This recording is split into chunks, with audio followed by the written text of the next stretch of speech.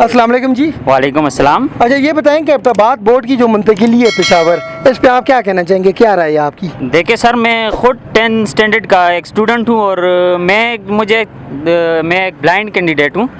तो अगर मुझे राइटर के लिए अप्लाई करना हो या ऐसा कोई और इशू हो तो मुझे पेशावर जाना पड़ेगा। तो ये छोटे छोटे प्रॉब्लम्स के लिए फिर बंदे को बड़ा दूर जाना पड़ता है, इसलिए हम नहीं चाहते कि एबटाबाद से बोर्ड पेशावर शिफ्ट हो।